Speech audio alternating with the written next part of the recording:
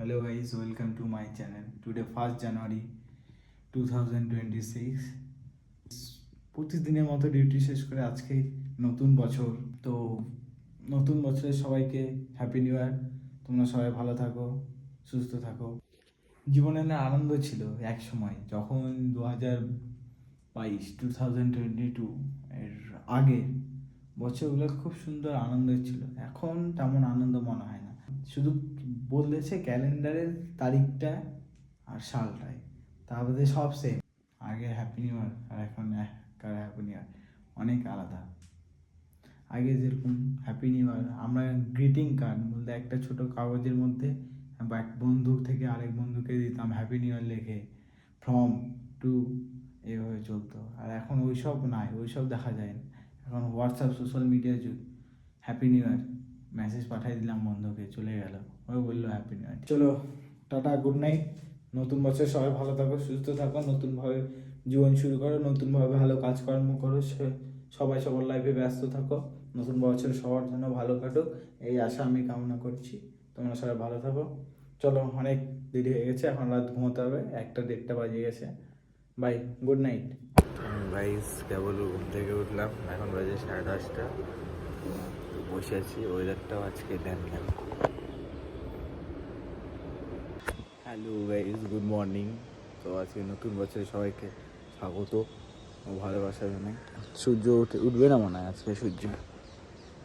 তো এখন যাই, একটু দাড়ি চুল কেটে এসে ফ্রেশ ট্রেশ হয়ে তারপর মন্দিরের দিকে যাচ্ছি। নতুন বছরের রেসিপি গাইস। নতুন বছরে আলু ভাজা আর ডাল দিয়ে শুরু। অলরেডি ভাত হয়ে গেছে, এখন ডালটা হবে। পাঁপড়ও ভাজা হয়ে গেছে। নতুন বছর নিরামিষ দিয়েই শুরু। কমপ্লিটের দিয়ে আলু ভাজাটা একটু ফ্রাই করে নিই, হয়ে যাবে। তারপর ডালটা তুলে দিয়ে একটু পর খেয়ে নেব। নতুন বছরের ওয়েদারটাও ঠান্ডা ঠান্ডা আবহাওয়া। ফাইনালি ডাল হওয়ার দিকে, এখন ডাল হয়ে গেছে প্রায়, আর একটু ফুটলে হয়ে যাবে। ডালটা সুন্দরভাবে ফুটছে। কাপড়গুলো শুকিয়ে গেছে, এখন গোছায় রাখবো। Finally complete.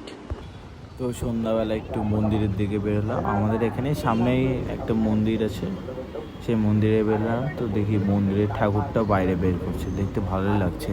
বছরটা যেন ভালোভাবে কাটে, ওই জন্য নারকেল ফাটাই দিনটা শুরু করলাম। বছরকার দিন একটু মন্দিরে গেছিলাম পূজা করতে, তো পূজা করলাম, ঠাকুরের কাছে প্রণাম ভক্তি করে। তো এই মন্দির থেকে বেরিয়ে তো কাঞ্চি কামাক্ষী মন্দিরে যাচ্ছি এখন।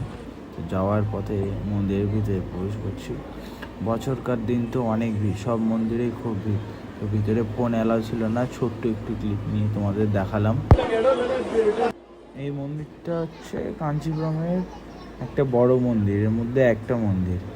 তো এখানে বহুত ভক্তরাও আসে, সবাই আসে। তো অনেক ভিড় হয় এই মন্দিরে, তো বহুত দূর দূর থেকে সবাই আসে তো এই মন্দিরে।